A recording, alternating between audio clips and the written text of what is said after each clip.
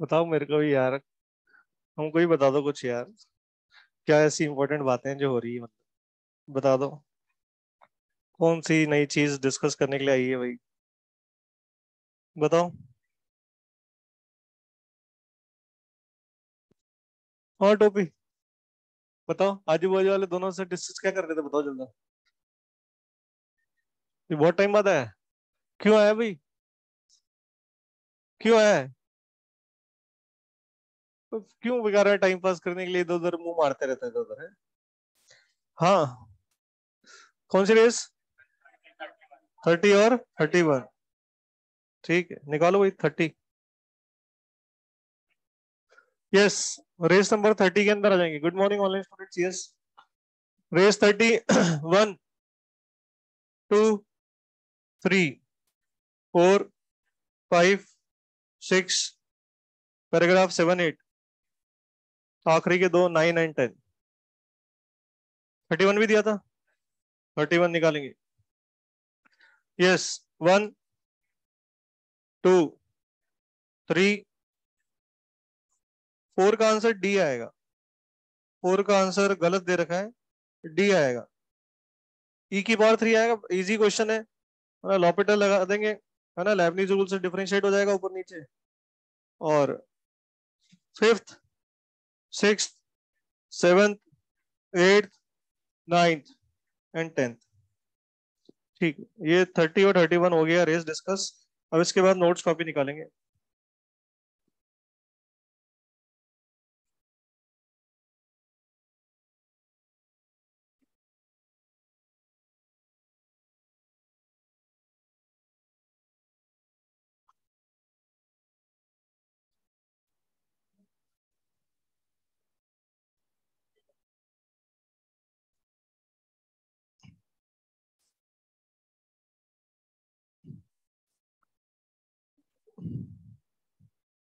तो last class में हम लोगों ने आखिरी चीज शायद सिमेट्रिकल फॉर्म ऑफ लाइन पढ़ा था। अनसिमेट्रिकल। अनसिमेट्रिकल कैसे निकालते हैं अपने को सिखा दिया गया था। और आई थिंक एक क्वेश्चन किया था, find the coordinates of the point on the line which is at a distance of 3 units from the point 1, -2 and 3। यही था ना आखिरी क्वेश्चन। उसके बाद क्या हुआ था? Find the equation in the symmetrical. अच्छा, ये हो गया था। ठीक है, तो एक एग्जांपल हो गया। अगला क्वेश्चन लिखेंगे। Find the points, find the points in which, find the points in which, मतलब नोट्स पढ़कर आए ना सब लोग? हाँ, तो मतलब फटाफट चलेगा, जो लोग पढ़कर आए उनको समझ में आ जाएगा। In which the line, in which the line, और लाइन है x बराबर 1 + 2t, कॉमा y बराबर -1 - t एंड z बराबर 3t। कौन से फॉर्म ऑफ लाइन है ये? हाँ, पैरामेट्रिक या जनरल पॉइंट फॉर्म, यही कहा था इसको अपन ने। तो find the point in which the line this meets the coordinate planes, meet the coordinate planes, that is xy plane, yz plane and zx plane। ये लाइंस कहां पर एक्स वाई प्लेन को मिलेगी वो पॉइंट निकालना है, कहां वाई जेड को मिलेगी, कहां जेड एक्स को मिलेगी वो निकालना है। तो चालू करते हैं। जब भी लाइन एक्स वाई प्लेन को कहीं मिलेगी तो एक्स वाई प्लेन पे क्या होगा? जेड जीरो होगा। तो यहाँ पर हम लोग कह सकते हैं कि जेड को जीरो रख सकते हैं। जेड को जीरो रखेंगे तो टी मिल गया, और वो टी उठा करके एक्स और वाई की वैल्यू में यूज कर लेंगे, तो एक्स कितना मिल जाएगा 1, और वाई कितना मिल जाएगा -1। इस तरह से अगर वाई जेड प्लेन की बात करें तो वाई जेड प्लेन पे क्या हो जाएगा?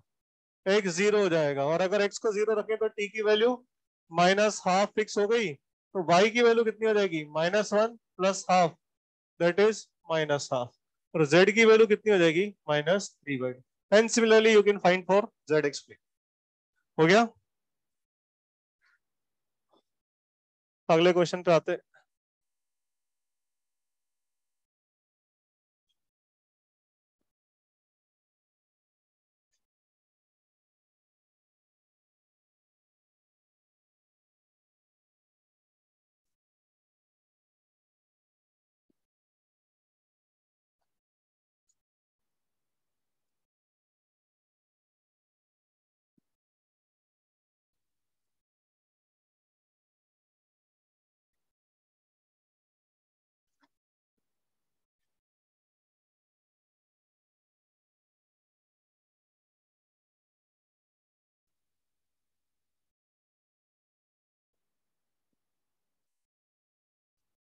हमें इन दोनों लाइन के बीच का एंगल निकालना है। कौन सा फॉर्म ऑफ लाइन है ये? तो इन लाइन के डायरेक्शन वेक्टर कैसे निकलता है? तो ये वाला तो हो जाएगा n1 क्रॉस n2, ये तो हो गया लाइन का पहला डायरेक्शन वेक्टर जिसको अपन क्या बोलते हैं v1। और दूसरी लाइन के लिए क्या हो जाएगा n3 क्रॉस n4। n1 कौन है यहाँ पे? What is n1? 3i plus 2j plus k का क्रॉस किसके साथ? i plus j minus 2k के साथ, ये होता है। इसी तरह से ये भी लिख लेंगे हम लोग। अब हमारे को बोला है कि इन दोनों लाइन के बीच का क्या बताओ एंगल। एंगल का मतलब क्या हो गया? v1 dot v2। v1 dot v2 किसकी याद दिला रहा है? Scalar product of four vector. तो यहाँ पर ये नहीं कि क्रॉस निकालने पड़े हैं, फिर किस लिए पढ़ा था scalar product of four vector? Formula जिनको आता है समझ गए होंगे क्या करना है। बताएं एंगल फटाफट, है ना? जिनको आता है वो लोग कर देंगे, बाकी लोग तो जैसे करना है वैसे करो, है ना? जो भी कॉपी पढ़ रहे हैं उनको याद है कि क्या कहना चाह रहा हूँ मैं। Scalar product of four vector का फॉर्मूला बताया था π/2। Very good. v1 dot v2 निकालते हैं तो वो जीरो आ जाता है। Very good. तो v1 डॉट v2 निकाल देंगे तो जीरो मिल जाएगा, यानी कि एंगल क्या हो गया π/2। और ये इतनी फास्ट इसीलिए निकला क्योंकि उसको scalar product of four vector का फॉर्मूला पता था। जो बच्चे क्रॉस प्रोडक्ट निकाल के v1 और v2 निकालेंगे उनको टाइम लगेगा।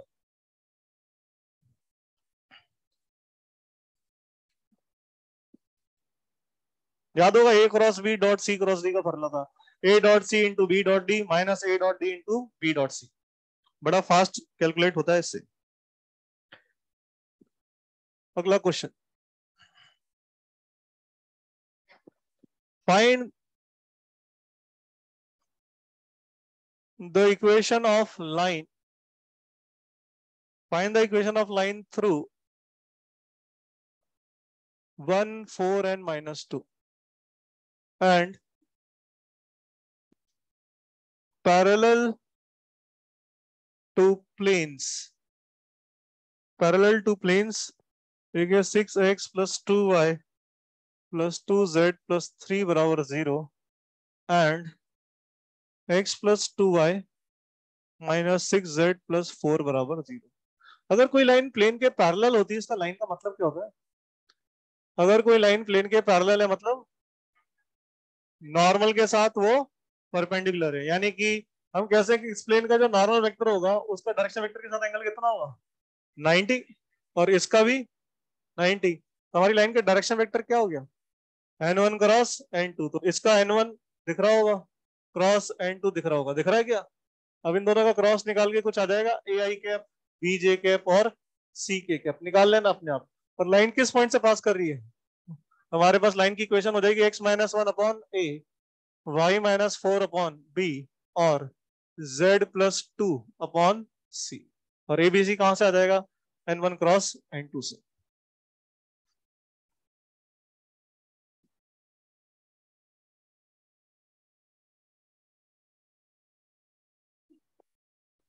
आ गया n1 क्रॉस n2 माइनस 16 आई कैप 38 जे कैप 10 के कैप। सही बात। ये अपन यहाँ पर रख देंगे, जो -16 38 और 10 यहाँ आ जाएगा क्रॉस प्रोडक्ट निकालने के बाद।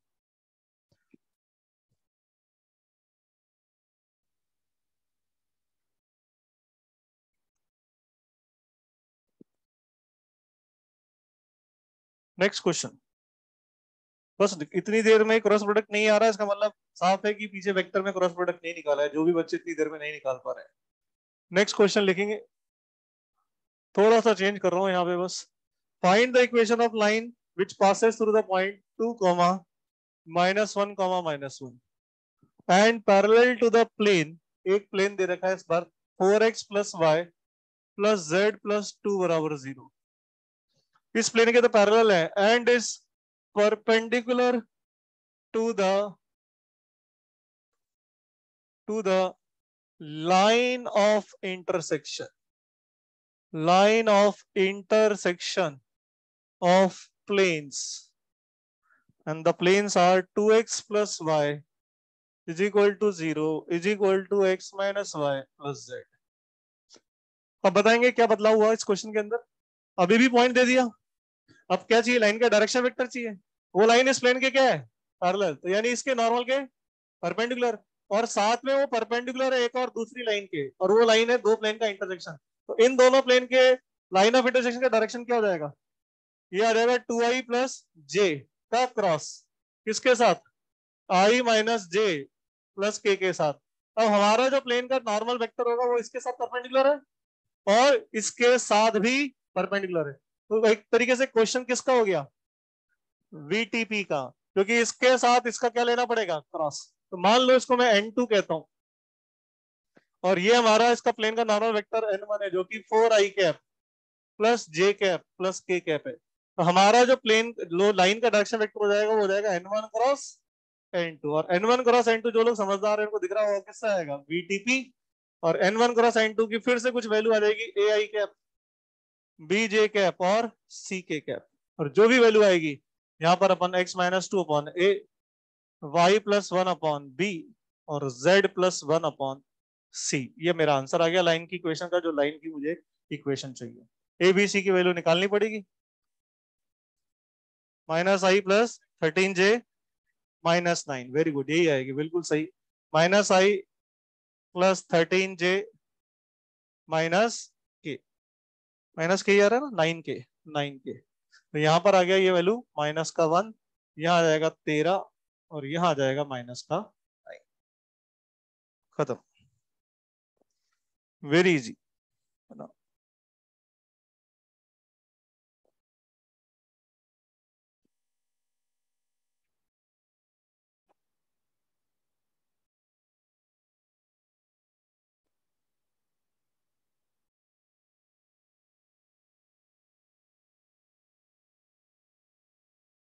Next,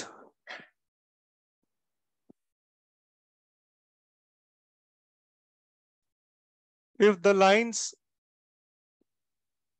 x minus x1 by L1, y minus y1 by M1 और z minus z1 by N1 and x minus x2 by L2, y minus y2 by M2 and z minus z1 by z minus z2 by N2 are coplanar,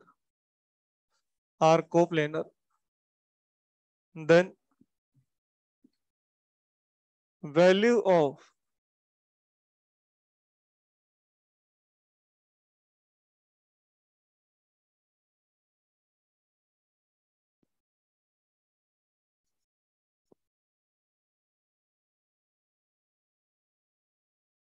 ये value किसके बराबर होगी?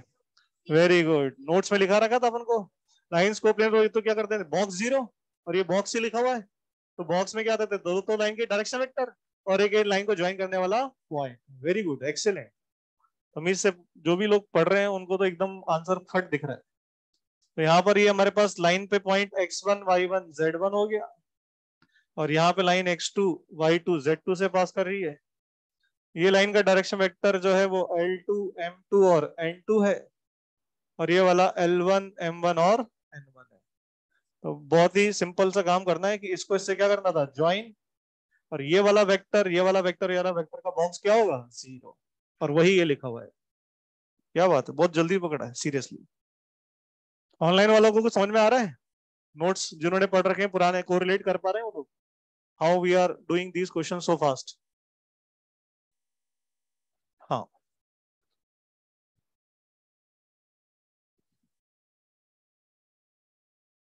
और ये सब आते हैं क्वेश्चन, ऐसा नहीं है कि ये अपन कर रहे हैं इतने आसान है कि ये आते नहीं, ये आते हैं पेपर में भी।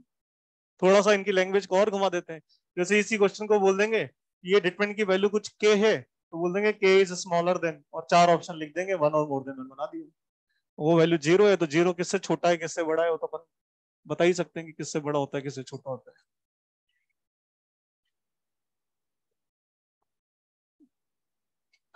अगला क्वेश्चन, फाइंड, ये भी एकदम लल्लू क्वेश्चन है, एक लाइन लिखनी है, दोनों क्वेश्चन जो अगले हैं उसमें सिर्फ एक एक लाइन लिखनी है बस। Find the equation of line, find the equation of line through the point with position vector C. एक पॉइंट से पास करी लाइन जिसका पोजीशन वेक्टर सी है।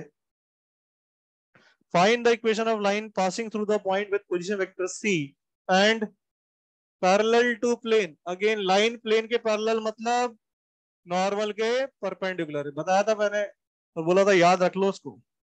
And is parallel to this plane r dot n बराबर 1 एंड perpendicular to the line, perpendicular to the line r vector बराबर a vector plus t times b vector.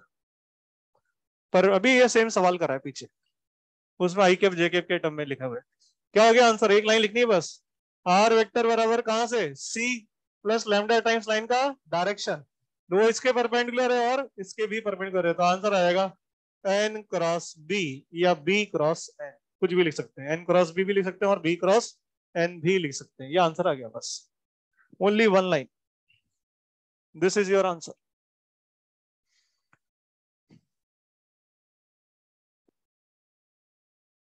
अगला question, find the equation of line passing through the point with position vector a vector.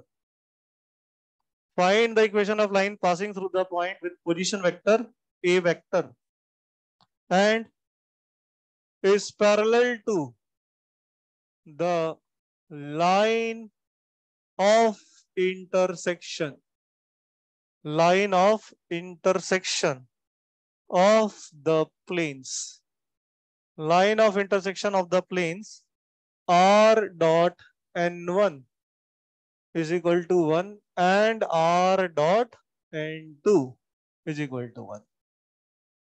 Same question जो पीछे किया था, ये line of intersection के parallel है तो इनका लाइन ऑफ इंटरसेक्शन का डायरेक्शन क्या हो जाएगा, n1 क्रॉस n2, तो हमारी लाइन का डायरेक्शन वेक्टर ये हो गया, और कहां से पास कर रही है वो, a से, तो आंसर आ गया r बराबर a plus lambda times n1 cross n2 या n2 क्रॉस n1, एनीवेज। सही है क्या? तो ये बिल्कुल बेसिक और लल्लू क्वेश्चन है जो थ्योरी बेस्ड है, जिन्होंने भी नोट्स पढ़ रखे उनके लिए ये सब वन लाइनर। अब थोड़ा सा अपन बुद्धि वाला क्वेश्चन करते हैं जिसमें थोड़ा सा दिमाग लगाना पड़ेगा। ये अपने पिछले साल के स्कोर के पेपर में आया हुआ क्वेश्चन है। अ plane P is parallel to the line, a plane P is parallel to the line, और लाइन ये ली बोर्ड पे लिखी हुई है,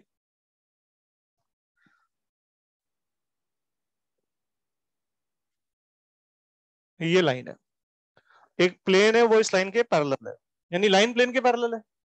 अगर प्लेन लाइन के पैरेलल है तो लाइन भी तो प्लेन के पैरेलल है, तो वही चीज जो अपन वहां पढ़ रहे थे उसको उल्टा बोल दिया। तो लाइन प्लेन के पैरेलल है मतलब लाइन का डायरेक्शन वेक्टर प्लेन के नॉर्मल वेक्टर के साथ परपेंडिकुलर होगा। अभी तक इतना समझ में है। अब अगला क्वेश्चन पार्ट है, इफ इमेज ऑफ ओरिजिन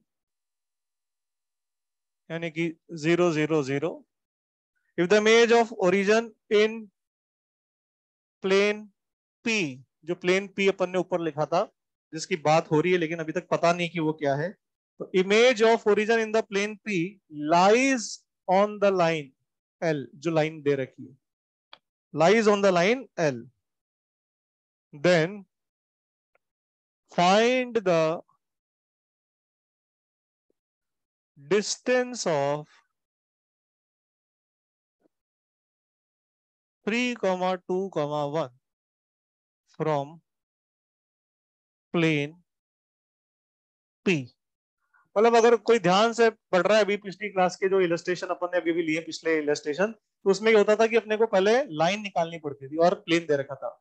इसमें काम उल्टा हो गया है, इसमें फिर क्या दे दी गई है, लाइन, और आप अपने को कैसे भी करके प्लेन निकालना है, और प्लेन आ जाएगा तो प्लेन से 3,2,1 का डिस्टेंस का फॉर्मूला लगा करके वो डिस्टेंस भी आ जाएगा। तो क्वेश्चन तो बहुत सिंपल है ना, देखते हैं कितने लोग कर पाते हैं।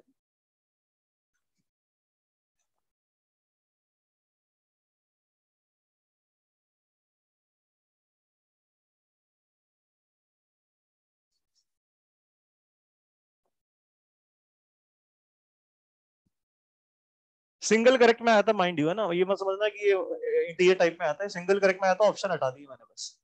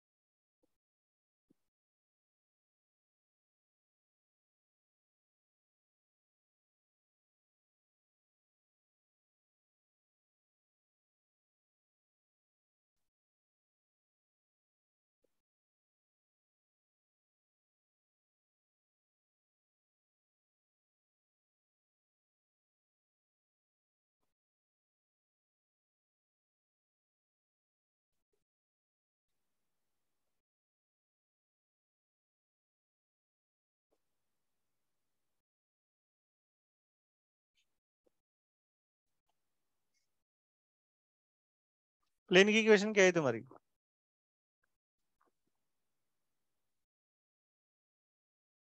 प्लेन की इक्वेशन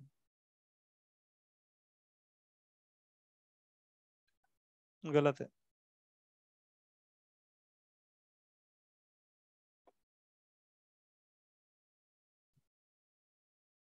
और ऐसे ही होता है, अभी जो क्वेश्चन क्लास में करे वही क्वेश्चन को घुमा करके दे देते हैं टेस्ट पेपर में, और लोगों को लगता है कि क्वेश्चन टफ है।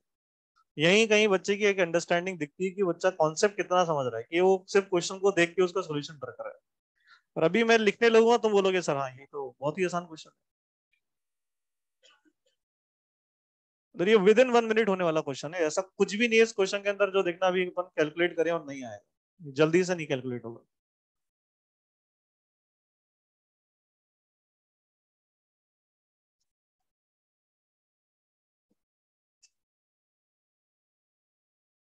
तुम एक इसको जगाना पीछे, तुमने पढ़ना बंद कर दिया क्या आजकल?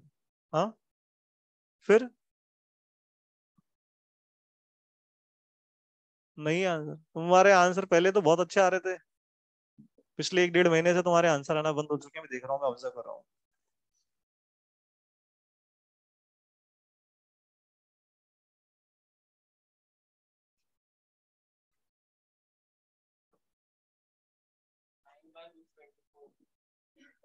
सिंप्लीफाई करना है इसको, एक बार सिंप्लीफाई करके बताओ सिंप्लीफाइड फॉर्म में क्या आएगा।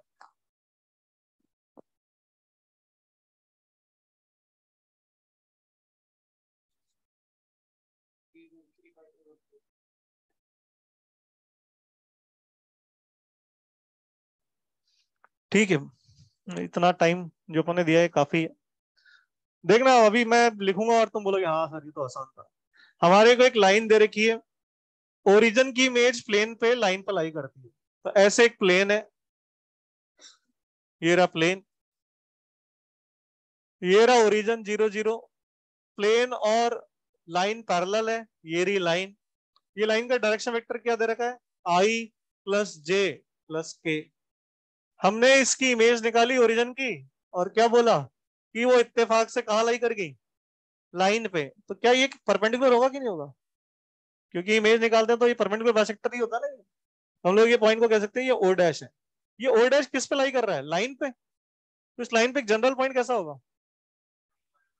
जनरल पॉइंट, हाँ, λ+1, λ+2, λ+3, ये होगा।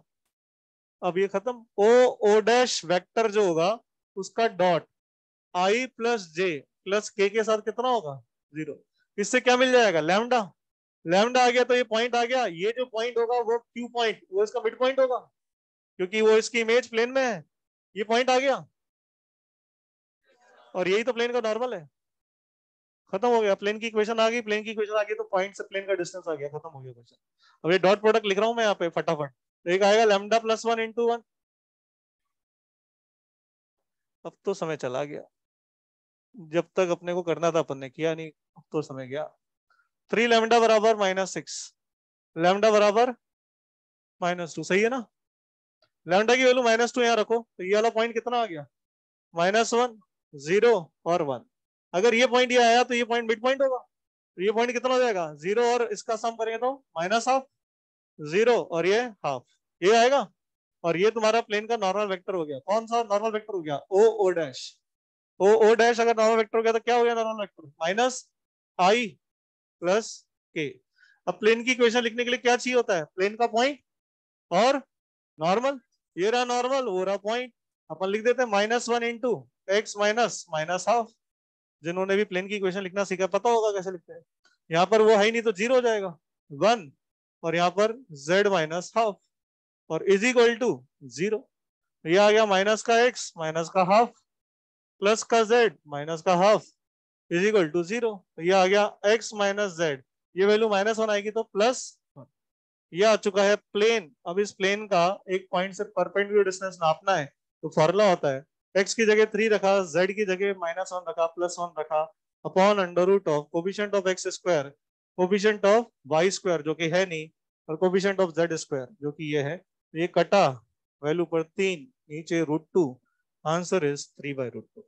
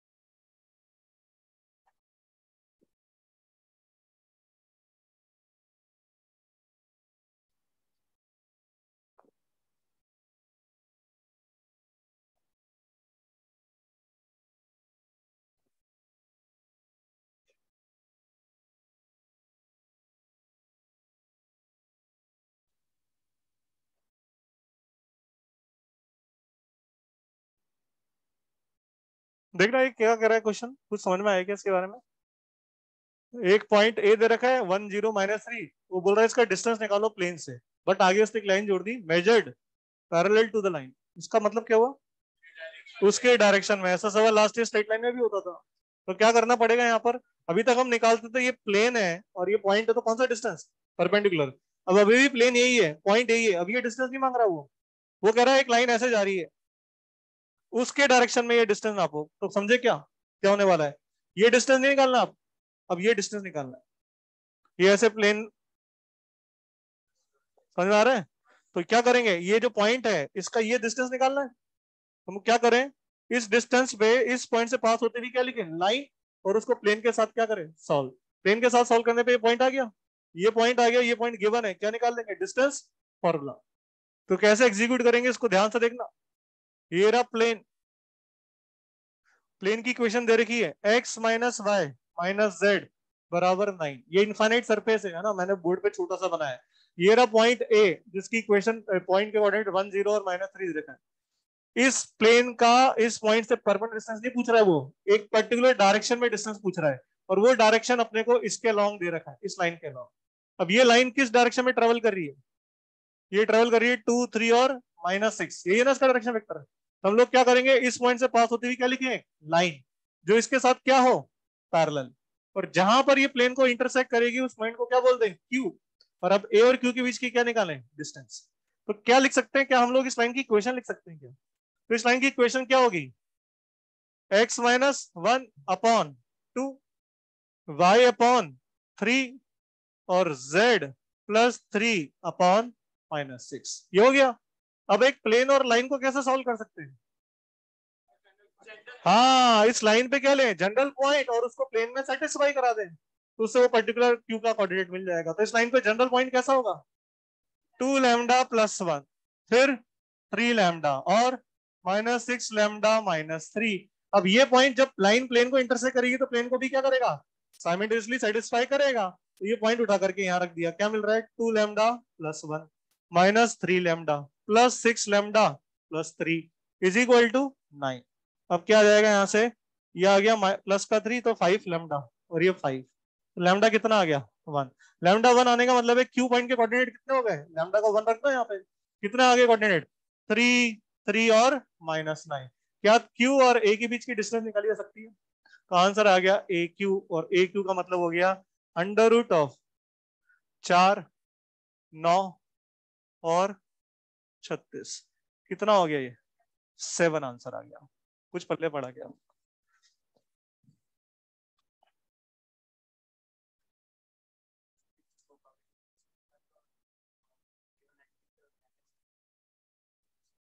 प्लेन और लाइन के बीच का एंगल निकालेंगे, वो करेंगे, कितना टाइम लगेगा? अगर इसका प्रोजेक्शन ले लेते नॉर्मल पे तो वो परपेंडिकुलर डिस्टेंस आ जाता, बट हम उसका प्रोजेक्शन उस पर नहीं ले सकते। कई बच्चे गलती क्या करते हैं, ये परपेंडिकुलर डिस्टेंस निकालते हैं और उसका लाइन पे प्रोजेक्शन ले लेते हैं, वो पूरा डिस्टेंस नहीं आएगा, वो तो ये वाला डिस्टेंस आएगा, ये इतना सा डिस्टेंस आएगा, तो ये डिस्टेंस कम हो जाएगा। हाँ, अगर वो वहां से जोड़े, इसको कनेक्ट करें, तो ये डिस्टेंस निकाल सकते हैं राइट एंगल ट्रायंगल से, कर सकते हैं।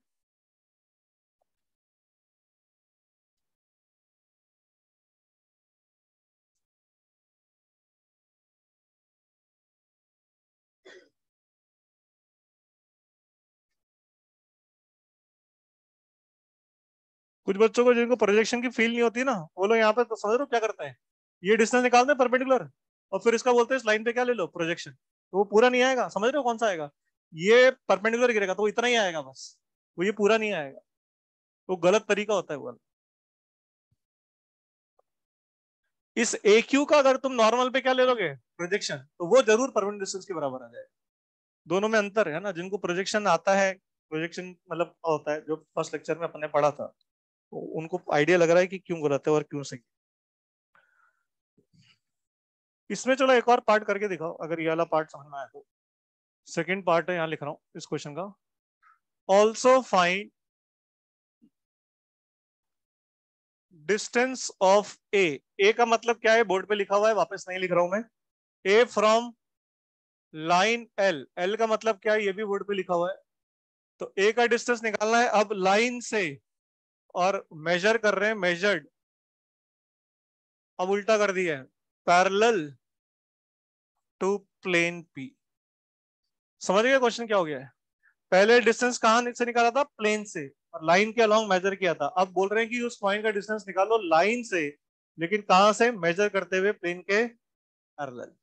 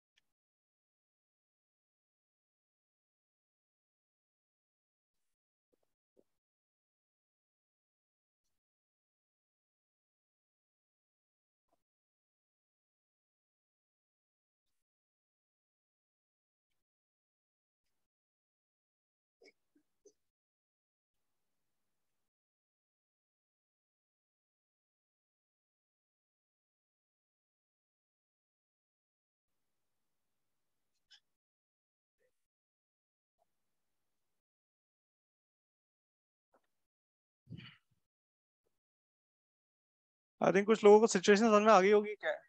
तो ये जैसे मैं थोड़ा एक्सप्लेन कर देता हूँ, कुछ लोग जिनको विजुलाइज नहीं होता है कभी भी। ये प्लेन है, ये ऐसे एक लाइन है, ऐसे ये लाइन है। अब मेरे पास दो ही हाथ हैं भगवान की कृपा से, तीसरा हाथ नहीं है, तो इमेजिन करेंगे लाइन अभी यहीं पर ही है ना, और ये रहा पॉइंट ए।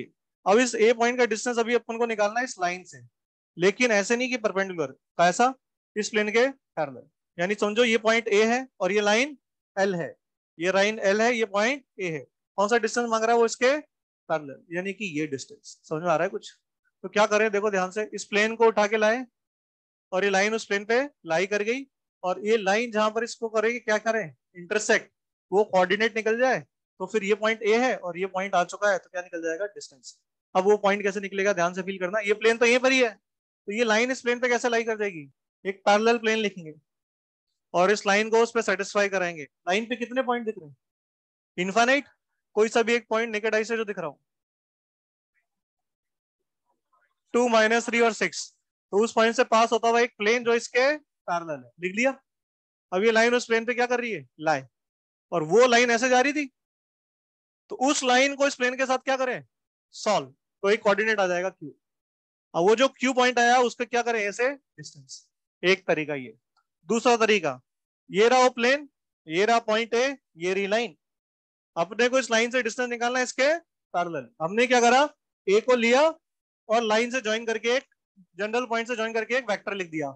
अब ये जो वेक्टर होगा ये इस प्लेन के नॉर्मल के साथ परपेंडिकुलर होगा, तो इनका डॉट जीरो हो जाएगा। डॉट जीरो होते ही वापस से उस लाइन पे एक पॉइंट मिल गया क्यू, और ए के कोऑर्डिनेट पता ही है, और ए और क्यू के बीच की डिस्टेंस आ जाएगी, अगर समझ में आया तो। हाँ, हाँ वो तब निकालना पड़ेगा। तो हम लोग क्या करेंगे, लाइन पे एक जनरल पॉइंट ले लेते हैं। ये वाला मेथड ज्यादा अच्छा लगता है बच्चों को, सेकंड वाला। General point on L. General point क्या हो जाएगा इसके ऊपर? 2 लैम्डा प्लस 2, 3 लैम्डा माइनस 2, और -6 लैम्डा प्लस 6। इस पॉइंट को लेट मी से कि ये पॉइंट को मैं नाम एन दे देता हूं। अब मैं ए एन वेक्टर लिखूंगा। अब जो ए एन वेक्टर आएगा वो ए पॉइंट और एन को ज्वाइन करने वाला वेक्टर आएगा, तो मैं डायरेक्टली लिख रहा हूं उसको 2 लैम्डा प्लस 2 -1, यानी कि +1 आई कैप। और 3 लैम्डा माइनस 2 करेंगे तो ये तो यही रह जाएगा क्योंकि उसका कोऑर्डिनेट 0 है। और दिस माइनस दिस करेंगे तो ये आ जाएगा -6 लैम्डा और प्लस का 9। ये आ गया के कैप। और ये वाला वेक्टर जो आया ए एन वेक्टर, इसका डॉट हमारे गिवन प्लेन के नॉर्मल के साथ, यानी कि आई माइनस जे माइनस के साथ कितना हो जाएगा? 0। इस समय एक लैम्डा मिलने वाला है और वो लैम्डा की वैल्यू निकाल देता हूं मैं। ये आ जाएगा प्लस, ये आ जाएगा प्लस, और ये आ जाएगा माइनस, और इज इक्वल टू 0। तो ये हो गया 8 और ये हो गया -3, तो 5 लैम्डा ये हो गया 3, ये हो गया -9, तो -6 इज इक्वल टू 6। तो लेमडा की वैल्यू आ गई देखो 6/5, और इस लेमडा की वैल्यू को रख करके यहाँ पे क्या जाएगा, क्यू, ए सॉरी एन, और एन और ए के बीच का क्या निकाल देंगे, डिस्टेंस। बताओ जरा कितना आता है। रूट, हाँ, √434 / 5, करेक्ट, यही आंसर आएगा, बिल्कुल सही आंसर है। √434 आएगा, और नीचे होल डिवाइडेड बाय 5 आएगा। कैलकुलेट करें, बताएं आ रहा है कि नहीं आ रहा है। ऑनलाइन वालों को क्या दोनों पार्ट समझ में आए क्या भाई? क्या ऑनलाइन वालों को ये दोनों पार्ट जो लिए हैं इस क्वेश्चन के, कुछ पल्ले पड़े हैं? ओके।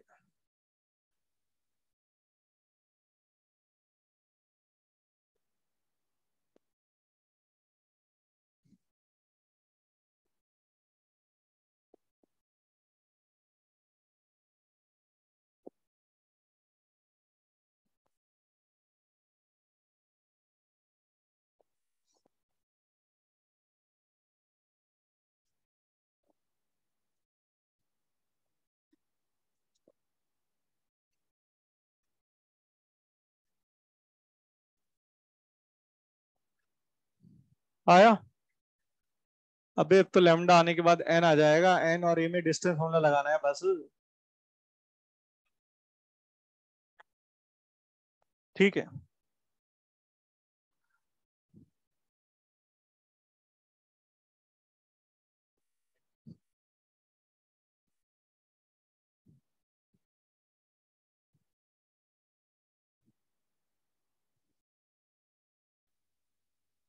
अगला क्वेश्चन है, find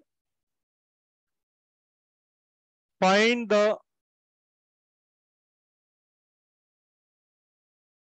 parametric equation of line. किसे कहते हैं parametric equation of line? General point form को ही कहते हैं। विच passes through which passes through the point which passes through the point 0 1 2 and is perpendicular to the line x बराबर 1 + t, y बराबर 1 - t and z बराबर 2t, and also intersects it also intersects it। ये line इसने क्यों दी आखिरी में, also intersected? सोच सकते हो उसके पीछे का रीजन? हाँ, हाँ, नहीं नहीं नहीं, मतलब लाइन का एंगल तो तभी निकाल सकते हैं जो लाइन इंटरसेक्ट ना कर रही हो। इसकी लाइन के बीच का भी एंगल तो आता ही है। हाँ, हाँ, इंटरसेक्ट करेंगे तो कोप्लेनर तो होंगी होंगी, लेकिन ये इंटरसेक्टेड क्यों दिया है यहाँ पे? 3 कंडीशन कहाँ चाहिए होती है लाइन निकालने को? कोई बात नहीं, तुम्हारे को एक्चुअली वही फंडे, यू तुम लोगों को क्या है, रटने की आदत है, तुम चीजें समझते नहीं हो। लाइंस के बीच का एंगल अपन ने डिफाइन किया था, उनके डायरेक्शन वेक्टर के बीच का एंगल। तो अपन लोग स्क्यू लाइन के बीच का भी एंगल बता सकते हैं। यहाँ लाइन इंटरसेक्ट करेगी तो उसका मतलब है जो इंटरसेक्शन पॉइंट आएगा वो साइमल्टेनियसली दोनों लाइन पे लाई करेगा, उसका यूज होगा यहाँ पे। देख लें, है ना, अगर बने तो, अदरवाइज मैं बताऊंगा इसे।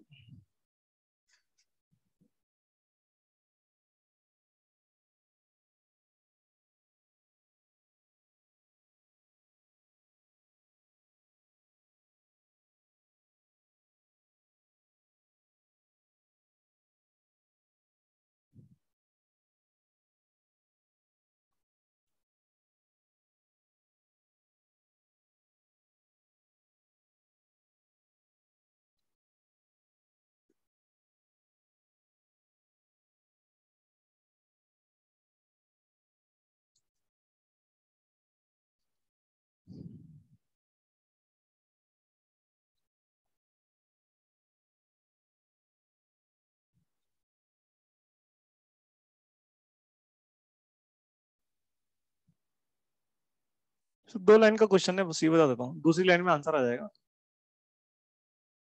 तरीका बता दो बस, आंसर तो दूर की बात है, बस तरीका बता दो। ये दो लाइन है, हाँ ना। तो ये लाइंस ऐसे इंटरसेक्ट करी है कितने पे, 90 पे। जो लाइन हमें चाहिए वो माइनस कर रही है 0 1 2 से, इसको बाहर ना देते हैं ए पॉइंट।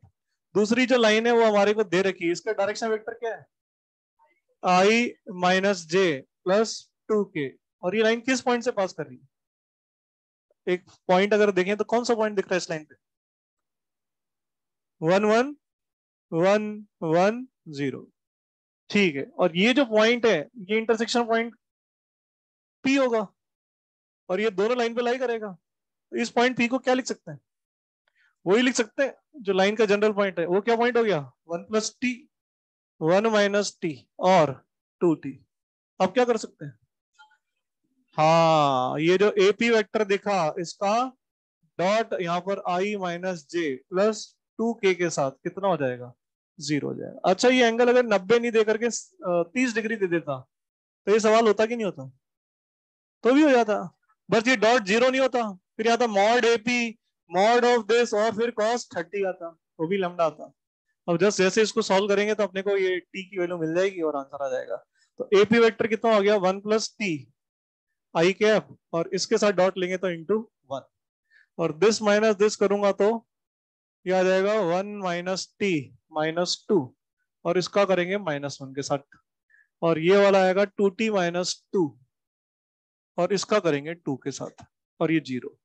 तो यहां से आ गया 1 + t, और यहाँ पर आएगा ये वैल्यू कितना आ रही है, -t - 1 को t+1 बोल दे, और यहां से आ जाएगा 4t - 4 इज इक्वल टू 0। तो ये तो हो गया 6t, और ये आ गया 6t, और ये 2 आ रहा है मेरा, तो कुछ गड़बड़ हुई क्या, एक सेकेंड, 1 - t, हाँ ये -1 है, बिल्कुल सही है। ये कट जाएगा तो ये प्लस का t आएगा, ओनली प्लस का t, और ये 2t - 2 × 2, ये तो सही है। तो यहाँ पे 2t आ जाएगा, तो ये 6t आ गया, तो ये 3 हो गया। 3 हो गया तो t की वैल्यू हाफ आ गई।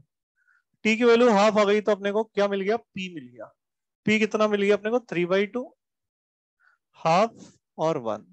अब मेरे हिसाब से कोई भी बच्चा EQ की क्वेश्चन लिख सकता है अगर उसने नोट्स पढ़े तो, वेरी इजी क्वेश्चन। एक सेम तरह का क्वेश्चन घर के लिए दे रहा हूँ, है ना, तो तुम लोग ट्राई कर सकते हो उस क्वेश्चन को प्रैक्टिस के लिए, क्योंकि ये एक इंपॉर्टेंट तरह का क्वेश्चन है जो कि जेई में मेंस में रिपीटेडली आता गया है।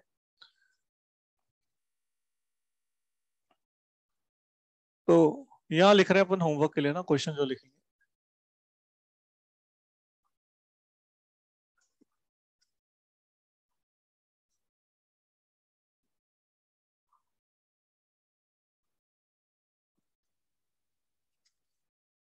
बोलूं, बोलूं। तो क्वेश्चन होमवर्क के लिए सेम क्वेश्चन है, find the equation of line, find the equation of line passing through origin, passing through origin, find the equation of line passing through origin, passing through origin and intersecting the line। Board पे लिखी हुई है line, अगर देखेंगे तो right hand side पे एकदम corner में, x - 3/2 is equals to y - 3/1 is equals to z/1, intersecting this line at an angle of 60 degree π/3, at an angle of π/3। बिल्कुल सेम सवाल है, हाँ ना, बस यहाँ पर 90 डिग्री की जगह क्या दे दिया मैंने, 60। तो करके देखें और मुझे अगले टर्न यानी कल आंसर बताएं कि इसका आंसर क्या आएगा। Find the equation of line through origin and which intersect this line at an angle of 5/3।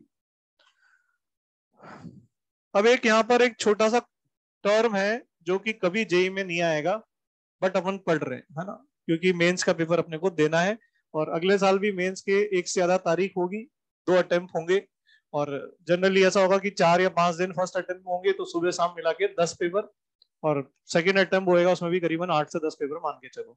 तो हो सकता है किसी एक पर्टिकुलर बच्चे के पेपर में एक टर्म सुनने को मिल जाए, ऑल दो ये टर्म सिलेबस में नहीं लिखा हुआ है, लेकिन हम फिर भी पढ़ते हैं। लिख लो हेडिंग, लाइन ऑफ ग्रेटेस्ट लो। एक टर्म है line of greatest slope. Line of greatest slope,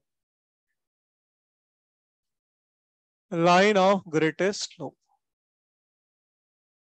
अब होता क्या है ये लाइन ऑफ ग्रेटेस्ट स्लोप? कुछ बड़ी बात नहीं है, सिर्फ जो मैं फोटो सामने बनाऊंगा अगर उस फोटो को याद रख लो तो इसका आंसर तुम्हें खुद ब खुद मिल जाएगा अपने आप। फोटो क्या है कि यहां पर आपके पास दो प्लेन होंगे और वो पैरेलल नहीं होंगे, यानी वो इंटरसेक्टिंग होंगे। दो प्लेन मिलेंगे तो क्या मिलता है? लाइन। परफेक्ट है ना? तो ये प्लेन वन है, ये प्लेन टू है, ये इसका नॉर्मल वेक्टर हो जाएगा, ये इसका नॉर्मल वेक्टर हो जाएगा। ठीक है, अब ये हो गई हमारी line of intersection of two planes. ध्यान से सुन लेना, और ये फोटो याद रख लोगे तो कुछ और याद रखना नहीं पड़ेगा, फिर बोल रहा हूँ। इसको कह रहा हूं मैं ए बी लाइन। क्या बोल रहा हूं इसको मैं? A B line. ये कौन है? Line of intersection of planes, two planes. कौन से दो प्लेन? P1 और P2। इसका डायरेक्शन वेक्टर क्या होगा? N1 cross N2। ठीक है क्या? अब वो कहेगा कि हमें लाइन ऑफ ग्रेटर स्लोप बताओ इन दोनों प्लेन के लिए। तो वो एक प्लेन के अंदर वो लाइन होती है जिसको वो कहता है गिवन प्लेन। क्या बोलता है इसको? Given plane. इसका शॉर्टकट में नाम है अपने जी प्लेन। जिसमें वो लाइन लाई करती है उसको जी प्लेन कहते हैं, और जिसमें वो लाइन नहीं करती, एक तरीके से पूरी लाइन ही करती है, उसको अपन कहते हैं हॉरिजॉन्टल प्लेन। क्या कहते हैं उसको? Horizontal plane. नाम दिए गए हैं, दिए गए हैं, लॉजिक क्या है पता नहीं। हॉरिजॉन्टल प्लेन कह देते हैं एक को। जिस पे लाई करती है उसको क्या कहते हैं? Given plane. अब जो ये ए बी लाइन है, वो लाइन ऑफ ग्रेटर स्लोप इस प्लेन पे लाई करती है। किस पे लाई करती है? जो कि गिवन प्लेन होता है, और वो हमेशा इस ए बी के परपेंडिकुलर होती है। किसके परपेंडिकुलर होती है वो? ए बी के परपेंडिकुलर होती है। तो मेरे हिसाब से मेरा इतना बोलना और तुम्हारा ये समझना कि पी क्यू का डायरेक्शन वेक्टर क्या है, अगर तुम वो नहीं समझ पाए तो तुम्हें कुछ नहीं आता वेक्टर के अंदर। अगर मैं बोलूं कि तुम्हें अगर ये फोटो देखने के बाद अगर पी क्यू का डायरेक्शन वेक्टर नहीं दिख रहा, मतलब जीरो है तुम्हारा vector of 3D। P Q line A B के परपेंडिकुलर है और वो गिवन प्लेन पे लाई कर रही है, तो इसका डायरेक्शन क्या हुआ? हाँ, इसके परपेंडिकुलर और इसके परपेंडिकुलर। तो इसके और इसके परपेंडिकुलर मतलब इन दोनों का क्रॉस। ये हमारा आंसर हो गया, यानी एक्चुअली इट इज वीटीपी। तो यहां पर मैं गिवन प्लेन के नॉर्मल को N1 ना बोल के जी बोलूंगा, और हॉरिजॉन्टल प्लेन को क्या बोलूंगा? H। तो ध्यान से देखें, इस लाइन का डायरेक्शन वेक्टर क्या हो गया? NH क्रॉस NG, या NG क्रॉस NH। और वो क्योंकि इसके क्या है? परपेंडिकुलर, यानी हमारा जो लाइन का डायरेक्शन वेक्टर है वो इसके क्या है? परपेंडिकुलर, और इसके भी परपेंडिकुलर, क्योंकि वो इस प्लेन पे लाई कर रही है। यानी हमारा PQ का डायरेक्शन वेक्टर क्या हो गया? NG का क्रॉस इस लाइन के डायरेक्शन वेक्टर, यानी NH क्रॉस NG। कुछ समझ में आया क्या? ये हमारा क्या हो गया? Direction vector of line of greatest slope. That's it. ये आ गया हमारे पास डायरेक्शन वेक्टर, लाइन का डायरेक्शन वेक्टर आ गया। पॉइंट पता चल जाएगा कि लाइन पे क्या है, वो खुद ही दे देगा, या अपने को कोई कंडीशन दे देगा निकालने के लिए। हमें लाइन का डायरेक्शन वेक्टर पता है, और क्या पता है? पॉइंट। तो क्या लाइन की इक्वेशन आ जाएगी क्या? Question is solved.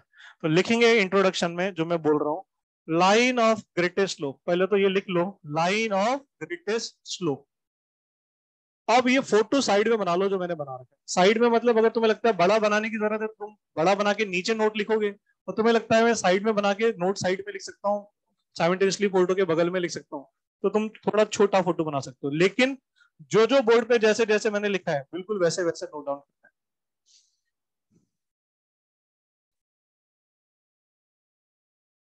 है। Very good Anjali, excellent.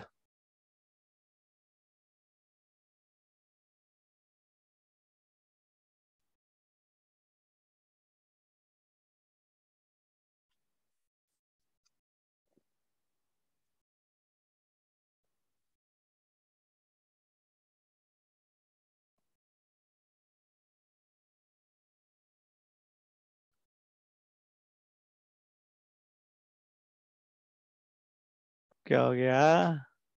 क्यों कोलगेट है? हाँ, बहुत देर से मुस्कुराया जा रहा है, क्या हो गया मतलब? बाजू वाला बहुत दिनों बाद आया, तेरे को खुशी है चीज की वजह से लग रहा है ना? है ना? बाजू वाले ने आते ही मतलब आजू बाजू वाले को अपने कंट्रोल में ले लिया पूरे का पूरा एकदम। पहले टोपी बातें कर रहा था, अब ये देखे मुस्कुरा रहा है उसको।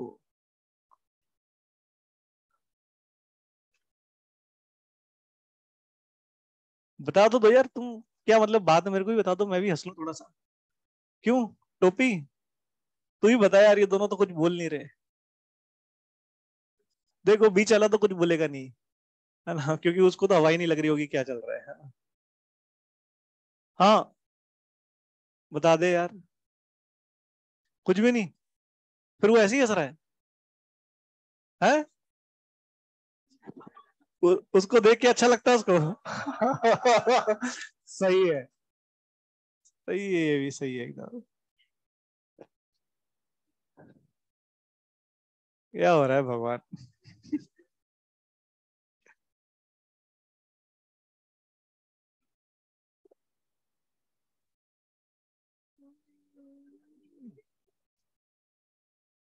ये इसमें दिमाग काफी लोगों का लगता है, मैंने देखा है वैसे। है ना, ऐसी कोई चीज आती है तो दिमाग मतलब लोगों का मतलब बहुत तेजी से दौड़ने लगता है, मतलब, है ना। बाकी क्वेश्चन अभी अगर कोई सामने आ जाए तो उसके अंदर फिर बोलती बंद हो जाती है अच्छे लोगों की। बट है, इन लोगों में दिमाग तो है, प्रूव होता है इससे। ये जब इस तरह की वो कहते हैं ना, जिस चीज में इंटरेस्ट हो उसमें दिमाग काम करता है, तो इनका इंटरेस्ट उस चीज में है, तो दिमाग उधर काम कर जाता है। बोलूं? तो एक लाइन लिख लेंगे साइड में इस फोटो के, है ना, थोड़ा सा नोट लिख लें एक तरीके से। It is a line in the given plane, it is a line in the given plane and perpendicular to the line of intersection.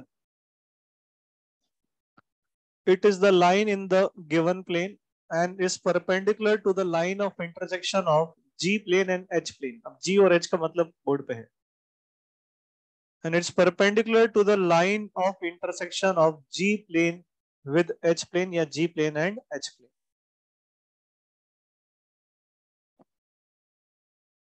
Full stop. बस अब एक सवाल कर लेते हैं, कैसा तरह का क्वेश्चन होता है। assuming the plane 4x minus 3y plus 7z is equals to 0 to be horizontal। उसने खुद ने बोला है कि हॉरिजॉन्टल है, यानी हमारे लिए कौन सा प्लेन हो गया? H plane. ये एच प्लेन है। assuming the plane 4x minus 3y plus 7z is equals to 0 to be horizontal, find the line of greatest slope passing through the point।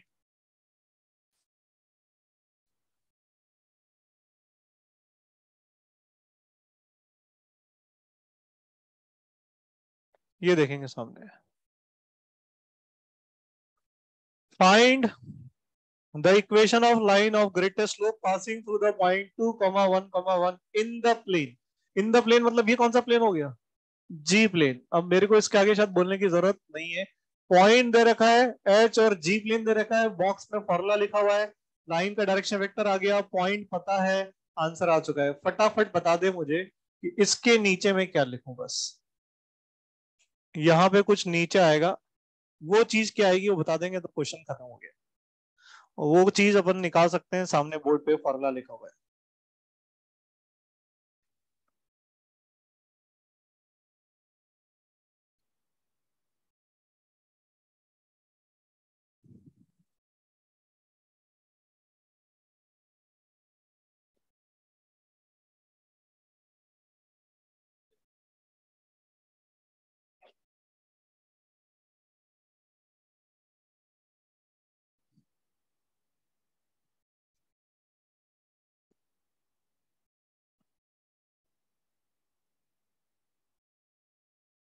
But यार मतलब सीरियसली इम्प्रेस्ड हूँ इस बच्चे की calmness से, मतलब सीरियसली। इन दोनों के बीच में बैठा है, इसने कुछ भी नहीं कहा है, ये आजू बाजू वाले ही बातें कर रहे हैं और ये चुपचाप शांति से बैठा हुआ है। कुछ भी बोलो, मतलब इम्प्रेस्ड हो गया हूँ मैं इस बच्चे की, कितनी कामनेस है कि मतलब मैंने इसको मतलब शुरू में भी छेड़ा, लेकिन कोई चेंज नहीं आया इसके एक्सप्रेशन में। मतलब आजू बाजू वाले भी छेड़ रहे बेचारे को, है ना। वो फिर भी कुछ, हाँ फिर भी कुछ, बंदा इतना काम है मतलब, मानना पड़ेगा। बहुत आगे जाएगा ये बच्चा।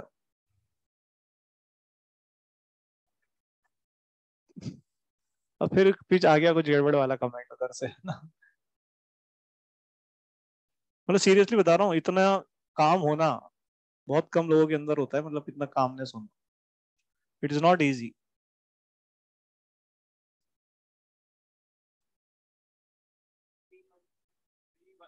हाँ, ये आ जाएगा 3 - 1 पर 1। एक्चुअली में जब ये निकालेंगे इस फॉर्मूले में डाल के, तो ये 60 टाइम्स आता है। 3i - j + k, ऐसा कुछ आता है ये। तो अपन ने 60 को कॉमन निकाल के ये देख करके dr लिख दिया इसके, 3 - 1 और 1 ऐसा कुछ आएगा। मतलब 180 i कैप आएगा, माइनस का 60 j कैप आएगा, और प्लस का 60 k कैप आएगा, ऐसा आएगा। नहीं आई बात समझ में? तो यहां पर हमारा चैप्टर खत्म होता है। लेकिन लेकिन जैसे मैंने चैप्टर की शुरुआत में कहा था कि मैं कुछ क्वेश्चंस एंड में वेक्टर 3D के मिक्स करके और ये सारी चीजें अपन प्रैक्टिस करेंगे, तो वो अब अपन चालू कर रहे हैं। प्रैक्टिस एक तरीके से वेक्टर और 3D कंबाइन करके, या मिसलेनियस एग्जांपल्स नाम दे सकते हैं अपन लोग, है ना। तो जो भी अपन ने पूरा पढ़ा है वेक्टर और 3D में, उसका अपन ये एक तरीके से रिविजन कर रहे हैं। छोटा सा, मतलब एक तरीके से रिकैप मान सकते हो पूरे वेक्टर और 3D का। तो एक ट्रू एंड फॉल्स से शुरुआत करते हैं। ट्रू और फॉल्स। तो देखो, सीधी सी फंडा होता है ट्रू एंड फॉल्स का। अगर ज्यादा ज्ञान ना हो, बगैर सोचे आंसर दे दो, क्योंकि आंसर या तो ट्रू होगा या फॉल्स होगा। ज्यादा सोचा ज्ञान नहीं है तो उल्टा ही आंसर सही लगता है। समझ में आ रहा है क्या? तो जिनके पास ज्ञान है वो सोचे, जिनके पास ज्ञान नहीं है वो सीधे जो मन में पहला शब्द है टी या एफ, वो बोलते जाए। समझ में आ रहा है क्या? पहला पहला 2 लाइन्स। 3D में बात कर रहे हैं, ध्यान रख लेना, we are not talking about X Y plane, we are talking in general 3D space, है ना। तो पहला ट्रू एंड फॉल्स है, हमें बस ट्रू और फॉल्स बताना है। 2 लाइन्स। और ऐसा बिल्कुल नहीं होगा कि पहला ट्रू होगा तो दूसरा फॉल्स होगा, फिर अगला ट्रू होगा फिर अगला फॉल्स होगा। ऐसा बिल्कुल नहीं होगा। और ऐसा भी नहीं होगा कि पहले 2 ट्रू लगातार आए तो अगले 2 फॉल्स लगातार, ऐसा बिल्कुल भी कोई पीएनसी ना लगाए, है ना। पहला 2 lines. 2 lines parallel to the third line are parallel. 2 लाइन्स parallel to the third line are parallel. Obviously two lines parallel, तो उनका नॉर्मल जो डायरेक्शन वेक्टर है वो सेम है, यानी वो प्रोपोर्शनेट है। और वो प्रोपोर्शनेट है तो लाइंस कैसी नहीं आपस में parallel. It is quite obvious कि ये ट्रू है। Next is 2 lines perpendicular. 2 lines perpendicular to a third line are parallel. ये फॉल्स है। अपन एक्स एक्सेस को ही देख सकते हैं। एक्स एक्सेस जो है वो वाई और जेड दोनों के परपेंडिकुलर, लेकिन वाई और जेड आपस में पैरेलल नहीं है, तो ये तो बिल्कुल गलत है। ये 2D में सही हो जाता है ना, बट ये 3D में सही नहीं है, तो second is false. Third, two planes two planes perpendicular to a third plane are parallel. Two planes perpendicular to a third plane are parallel. इसीलिए मैंने कहा था कि तुक्के मारना। False. X Y plane, Y Z plane और Z X plane को देख सकते हैं। एक्स वाई प्लेन जो है वो वाई जेड और जेड एक्स दोनों के परपेंडिकुलर है, लेकिन वाई जेड प्लेन और जेड एक्स प्लेन पैरेलल नहीं है, इनफैक्ट वो परपेंडिकुलर आ रहे हैं, तो ये फॉल्स है। कुछ समझ में आ रहा है ऑनलाइन वालों को why this third statement is false? मैं एग्जांपल दिए जा रहा हूं, अगर अपन ध्यान से सुन रहे होंगे तो समझ में आ रहा होगा। फोर्थ, 2 लाइन्स 2 लाइन्स parallel to a plane. 2 lines parallel to a plane are parallel. False. हम लोगों ने कहा था ये प्लेन है, ये मैंने वेक्टर में ही बताया था, ये प्लेन है, इस पे लाइन ये लिखे तो भी ये प्लेन के पैरेलल है, ये भी लिखे तो भी पैरेलल है, ये भी लिखे तो भी पैरेलल है, और ये लाइन जो मैं बना रहा हूँ क्या ये आपस में पैरेलल है? तो ये ऐसा कुछ नहीं, इनके बीच में कोई भी एंगल हो सकता है, तो ये भी फॉल्स है। It is false. कितने हुए? 4। अगला two planes parallel to a third plane. Two planes parallel to a third plane are parallel. Obviously true. Planes parallel होना मतलब उनके नॉर्मल का डायरेक्शन वेक्टर सेम है. समझ में आ रहा है क्या? This is true.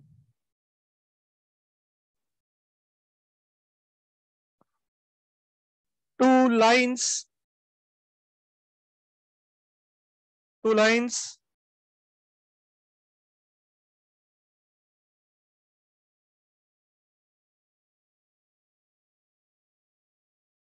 perpendicular to a plane. Two lines perpendicular to a plane are parallel. True, क्योंकि वो लाइन अगर प्लेन के परपेंडिकुलर मतलब वो नॉर्मल के डायरेक्शन वेक्टर के साथ है, तो वो दोनों का नॉर्मल का डायरेक्शन वेक्टर सेम हो गया, यानी लाइन का डायरेक्शन वेक्टर सेम हो गया, यानी लाइंस कैसी हो गई? पैरेलल. अगला, two planes perpendicular to a line. Two planes perpendicular to a line are parallel. Obviously true. अगर दो प्लेन्स एक ही लाइन के परपेंडिकुलर है तो वो जो लाइन है वो किसके लॉन्ग है? नॉर्मल. यानी दोनों प्लेन का नॉर्मल क्या हो गया? सेम. यानी प्लेन्स क्या हो गए? पैरेलल. आई होप समझ में आ रहा होगा. बहुत आसान है, प्रोवाइडेड ना नॉलेज होनी चाहिए, जितना पढ़ा है पढ़ा होना चाहिए. Next, two planes parallel to a line are parallel. दो प्लेन जो प्लेन के पैरेलल है आर पैरेलल. बिल्कुल फॉल्स है. ये देखें, ऊपर वाली छत इस लाइन के साथ कैसी है? पैरेलल. पर सामने वाली छत के सामने वाली दीवार ये भी तो पैरेलल है. बट ये छत और ये वाली दीवार तो आपस में परपेंडिकुलर है. ये पैरेलल हो ये जरूरी नहीं है. तो बच्चे क्या सोचते हैं? बच्चे ऐसे सोचते हैं, ये छत ले ली और फिर वो नीचे वाली ग्राउंड फ्लोर ले लेते हैं, ये जमीन अपनी फ्लोर. तो वो देखते हैं, देखो सर ये लाइन इसके भी पैरेलल है, ये इसके भी पैरेलल है, दोनों देखो पैरेलल है. फिर इसके बारे में मैं बताता हूँ तो उनको दिखता है हाँ जरूरी नहीं है. अगला, तो ये फॉल्स है. Two planes either intersect or are parallel. True, क्योंकि प्लेन एक इनफाइनाइट सरफेस है. अगर वो पैरेलल नहीं हुए तो पक्का कहीं ना कहीं तो मिलेंगे, और जब वो मिलेंगे तो एक लाइन बनेगी. There will be infinite points on common on the two planes. तो ये तो ट्रू है. स्क्यू प्लेन जैसी कोई चीज नहीं होती. Two lines either intersect or are parallel. Obviously false, क्योंकि लाइन स्क्यू होती है. Two lines either intersect or are parallel. False. A plane and a line, एक प्लेन और एक line either intersect or are parallel. Obviously अगर line plane के parallel नहीं है तो कहीं ना कहीं इंटरसेक्ट जरूर करेगी. ऐसा हो ही नहीं सकता कि वो इंटरसेक्ट ना करे. A line and a plane either intersect or are parallel. It is true. It is true. Hopefully समझ में आ गया होगा. कितने हो गए? चलो शुभ हो गए, मतलब 11 हो गए. तो आगे बढ़ते अगले क्वेश्चन की तरफ. काफी है 11. अगला question. If L square plus M square plus N square is 125, A square plus B square plus C square is 5, and AL कुछ याद आ गया होगा कुछ लोगों को, BM plus CN is 25, है ना? Where A, B, C, L, M, N belongs to real number, then find value of L, M, N upon A, B, C. इस रेशियो की वैल्यू बतानी कितनी है. Very easy question, provided notes copy पड़ी हुई हो.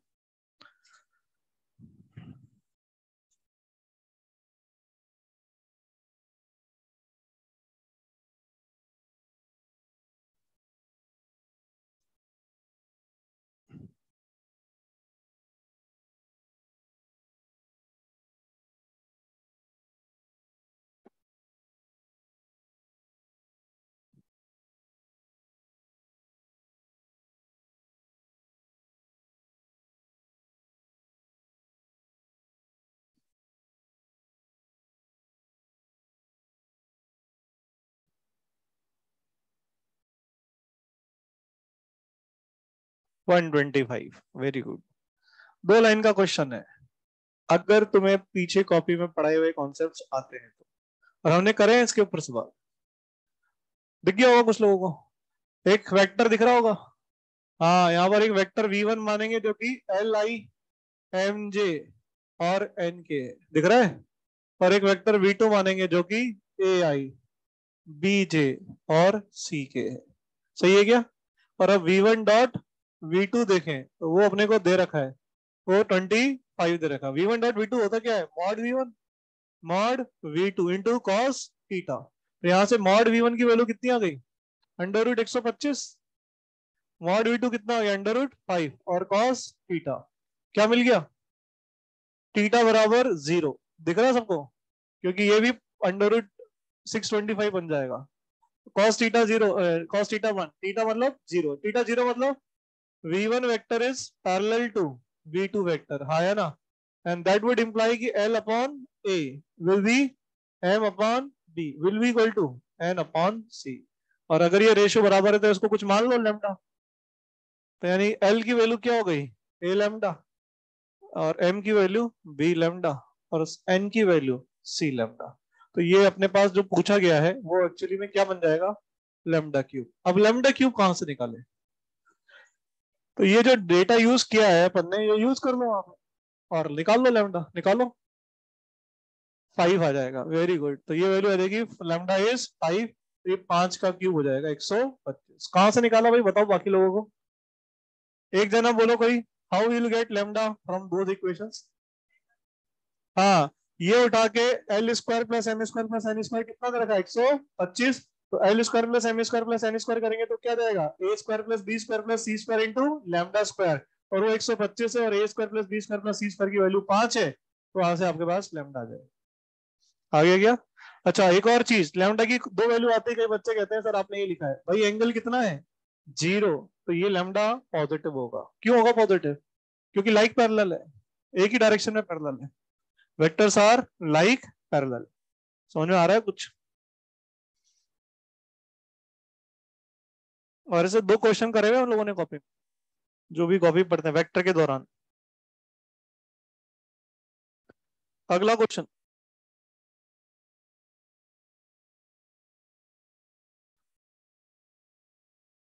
The angle theta between two non zero vectors A vector and B vector satisfies the relation cos theta बराबर A cross I B cross I plus A cross J B cross J A cross K dot B cross K। किसी की याद आ रही होगी इसको देख के? हाँ, कुछ लोगों को, जो लोग कॉपी वॉपी पढ़ते हैं। Then find the least value of magnitude of A plus magnitude of B given theta is not pi by 2। हमें magnitude of A plus magnitude of B की लीस्ट वैल्यू बतानी है जो कि पॉसिबल है, और हमें दे रखा है कि theta is not pi by 2।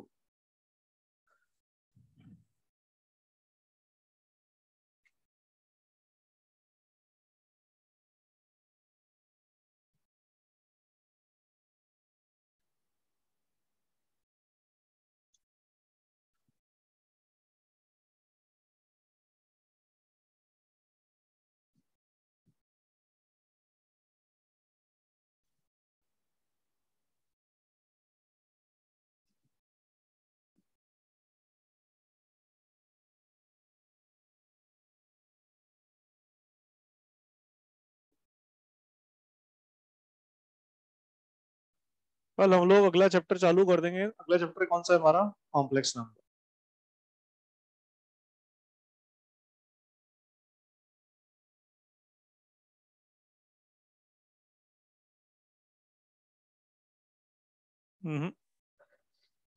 गलत आंसर है।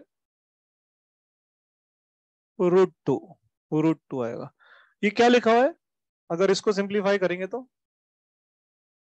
हाँ, ये क्या लिखा हुआ है? 2 times a dot B. Very good, ये लिखा हुआ है। और ये इज इक्वल टू क्या लिखा है? Cos theta. तो a डॉट बी को क्या लिख सकते हैं? Magnitude of a, magnitude of b, cos theta. और कॉस थीटा को कॉस थीटा से काट सकते हैं क्योंकि थीटा 90 नहीं है तो जीरो नहीं होगा। और यहां से अपने को मिल गया a का मैग्नीट्यूड इंटू बी का मैग्नीट्यूड। और अगर कोई बच्चा ये नहीं निकाल पाए, ये value 2 times a dot B, फिर उसके साथ तो बहुत प्रॉब्लम है क्योंकि उसको नहीं आते हैं ना, चैप्टर पढ़े नहीं है उसने। और ये आने के बाद ये कैसे निकालें? ये सम दिख रहा है, ये प्रोडक्ट दिख रहा है, एम और जीएम। यहां पर हम अब M greater equal to GM use कर लेंगे। तो बस यहां से अपने पास आ गया ए का मैग्नीट्यूड बी का magnitude by 2, and this should be greater equal to under root के अंदर magnitude of A into magnitude of. I think ये वैल्यू यहाँ पुट करेंगे हमारे को आंसर मिल जाएगा √2।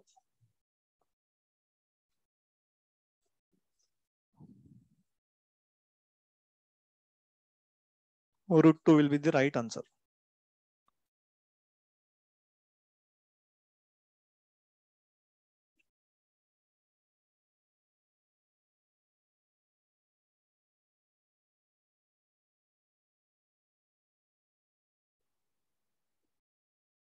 ठीक है, अगला question. If a vector, b vector, c vector are mutually perpendicular vectors having magnitude magnitude 1, 2, 3 respectively, then box a plus b plus c, then b minus a and c, ये box किसके बराबर आएगा? Again very easy question, very easy question.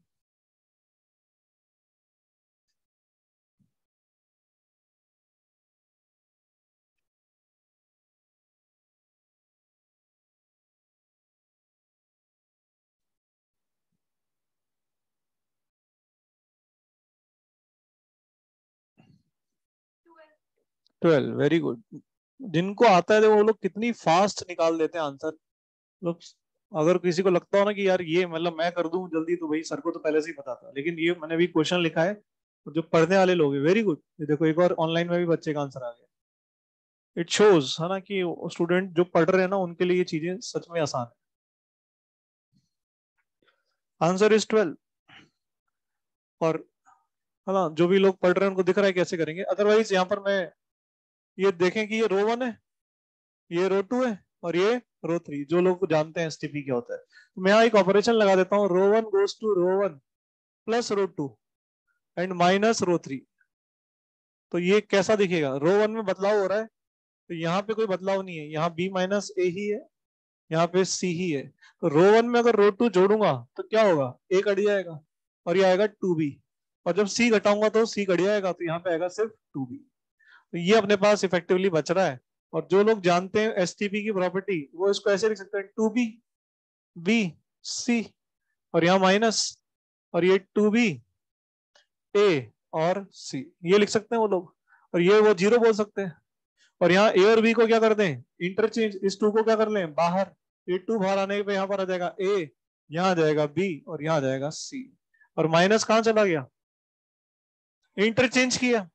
और ये जो है हमारे पास, क्योंकि ये परपेंडिकुलर दे रखे हैं, तो और कुछ नहीं होगा, ये इनका मैग्नीट्यूड हो जाएगा, प्रोडक्ट ऑफ द मैग्नीट्यूड, क्योंकि ये तीनों वेक्टर म्यूचुअली परपेंडिकुलर है। तो ये वैल्यू को सॉल्व करने पे बात खत्म। The end of the question.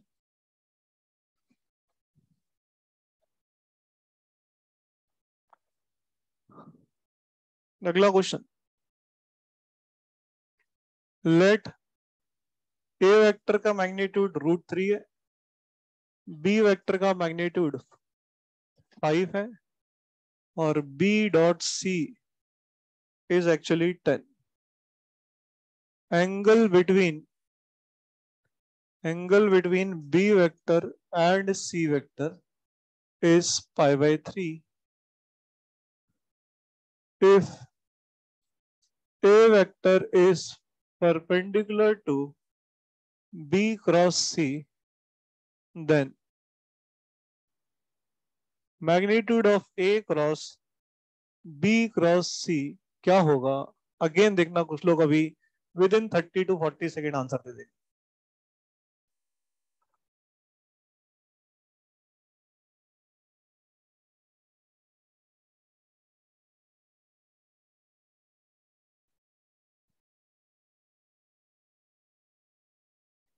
Thirty, very good, आ गया.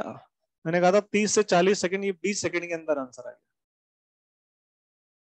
हाँ, वेरी गुड. वेक्टर की शीट का सवाल है, एडवांस के अंदर आया हुआ क्वेश्चन है. जो लोग शीट करते हैं उन्होंने देखते ही पहचान लिया. हाँ, बिल्कुल. ऐसे पढ़ा जाता है ना. दिस शोज की पढ़ने का तरीका ये होता है. इसीलिए बाकी लोग जो कहते हैं ना कि हमारा मतलब क्यों रैंक अच्छा नहीं आता या सिलेक्शन नहीं होता, दिस इज द रीजन. जो लोग करते हैं उनको दिख जाता है सवाल, और कई लोगों जिनको करा ही नहीं उनको कहाँ से समझ में आएगा कि ये क्वेश्चन शीट का है या कहाँ का है. और पर दिन मतलब अपने को हर दिन के हिसाब से 15 क्वेश्चन करने होते हैं बस. मैंने हमेशा ही बोला है, पर डे अगर बच्चा टारगेट बना ले कि जो होमवर्क के 15 से 20 क्वेश्चन मिलते हैं वो कर लें, that is more than sufficient ना. और उसको बस शीट खत्म होते ही रिवाइज कर ले. 2 बार रिवाइज करना है, काम खत्म हो जाएगा. हो गया होगा कई लोगों का, है ना. तो ये तो हो जाएगा अपना सीधे magnitude of A into magnitude of B cross C, और इनके बीच का एंगल कितना है? 90. कहां से दे रखा है 90? क्वेश्चन में लिखा हुआ है. ये लिखी हुई लाइन ये इसके परपेंडिकुलर है. और ए का मैग्नीट्यूड लिखा हुआ है √3. अब बी क्रॉस सी का मैग्नीट्यूड निकालना है, जबकि मुझे बी डॉट सी दे रखा है और मुझे बी का मैग्नीट्यूड दे रखा है और मुझे एंगल दे रखा है. क्या ये मैं निकाल सकता हूँ क्या बी क्रॉस सी? तो बहुत आसान है. कितना आ जाएगा ये? 4 आ रहा है. ये पूरा वैल्यू सी का मैग्नीट्यूड, चलो मैं पूरा कर देता हूँ. तो इसको अपन ऐसे लिख सकते हैं, बी का मैग्नीट्यूड इंटू सी का मैग्नीट्यूड इंटू साइन ऑफ इनके बीच का एंगल pi/3. और ये वैल्यू तो 1 हो गई. अब इससे अपन लोग क्या करते हैं, बी का मैग्नीट्यूड इंटू सी का मैग्नीट्यूड इंटू कॉस का pi/3. और ये अपने को 10 दे रखा है. तो सी का मैग्नीट्यूड आ जाएगा अपने पास, कितना आता है? 4 आता है. यहां रख देते हैं इसको, √3, ये 5, ये 4, ये कितना है? √3/2. ये √3/2. तो कितना आंसर आ गया फाइनली? ये गया 2. 30 आंसर आ गया. Answer is 30.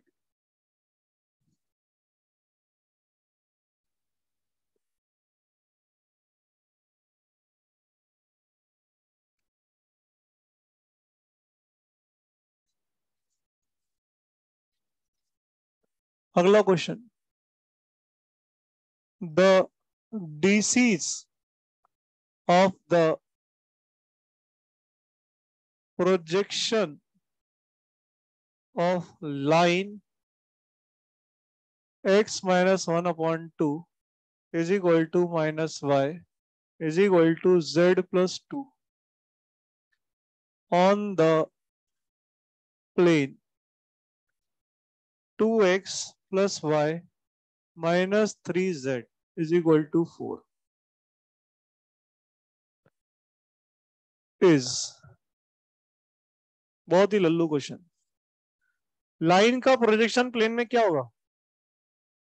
लाइन का प्रोजेक्शन प्लेन में क्या होगा?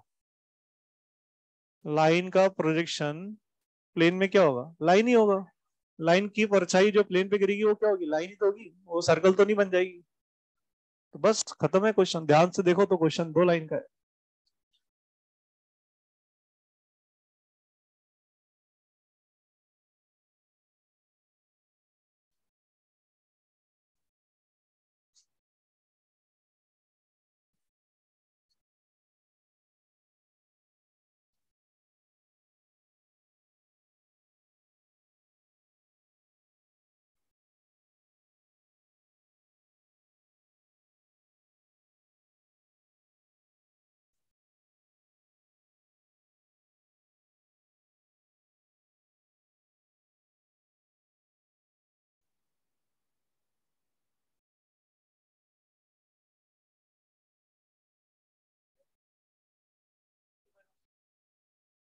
कैलकुलेशन मिस्टेक कर दी थोड़ी सी। हम्म दो आंसर आएंगे ना, प्लस माइनस भी तो आएगा। Very good. हाँ हाँ हाँ। तो पहली बात तो ये जो लाइन है ना ये इसके पैरेलल है। ध्यान से अगर देखें तो लाइन का डायरेक्शन वेक्टर क्या आएगा, नीचे 2, यहाँ पे नीचे -1। और ये तुमने गलती करी थी जिसके कारण तुम्हारा एक माइनस का गड़बड़ हुआ। ये बात, ये जो लाइन है इसको ध्यान से देखें तो ये प्लेन के साथ पैरेलल है। कैसे? इस लाइन का डायरेक्शन वेक्टर को देखो जरा ध्यान से, और प्लेन के नॉर्मल वेक्टर को देखो ध्यान से, जिनको भी नॉर्मल वेक्टर दिख रहा है, और इनका डॉट जीरो आ रहा है। तो अगर इसका मतलब ये है कि जो हमारी लाइन है ना, लाइन लाइन जो है वो प्लेन के पैरेलल, क्योंकि लाइन के डायरेक्शन वेक्टर का डॉट प्लेन के नॉर्मल के साथ जीरो आ रहा है। तो line is actually parallel to this plane, और लाइन अगर प्लेन के पैरेलल है तो उसकी जो परछाई गिरेगी प्लेन पे उसका डायरेक्शन वेक्टर लाइन के साथ ही आएगा। और इस लाइन का डायरेक्शन वेक्टर ये लिखा 2 -1 और 1। तो डीसी क्या होता है, 2/मैग्नीट्यूड √6, फिर -1/√6 और 1/√6। क्योंकि लाइन की बात हो रही है तो इसके आगे क्या लग जाएगा, प्लस और माइनस।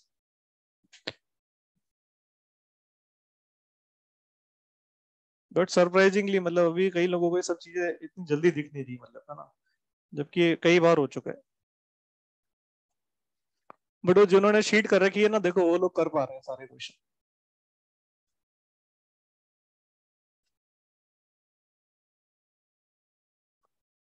अगला क्वेश्चन,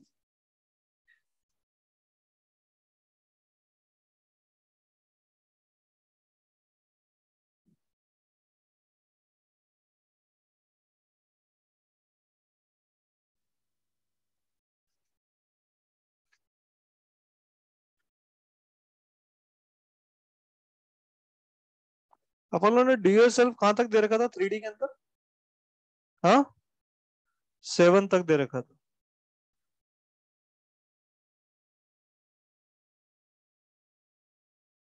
हमारा होमवर्क कल का रहेगा, डू योर सेल्फ 8 to 10। ये हमारा डू योर सेल्फ कंप्लीट करना है, दो दो तीन तीन चार चार जो जो क्वेश्चन है इसमें। ओवन में कितना दे रखा था? हाँ, 15। तो ओवन में हम लोग 16 से 25 तक, ये हमारा कल का होमवर्क। ठीक है ना, this is the homework for tomorrow. Oven में हमारे 16 से 25। और अगर कोई लगे किसी के पास कि भाई सर मेरे पास टाइम है, मतलब मेरे पास समय है, मैं क्या कर सकता हूँ, तो चैप्टर क्या कहा मैंने, समाप्त हो गया है। तो वो चाहे तो ओवन को पूरा करे, उसके बाद वो O2 चालू करे, चाहे तो वो S1 करे। S1 कुछ दिया था अभी तक, 5 दिया था। तो चाहे तो वो जिस ऑर्डर में एक्सरसाइज सॉल्व करता है वैसे वो कर सकता है, अपने आप आगे बढ़ सकता है। क्योंकि मेरी तरफ से चैप्टर खत्म है, और कल मैं क्या चालू करने वाला हूँ, कॉम्प्लेक्स नंबर।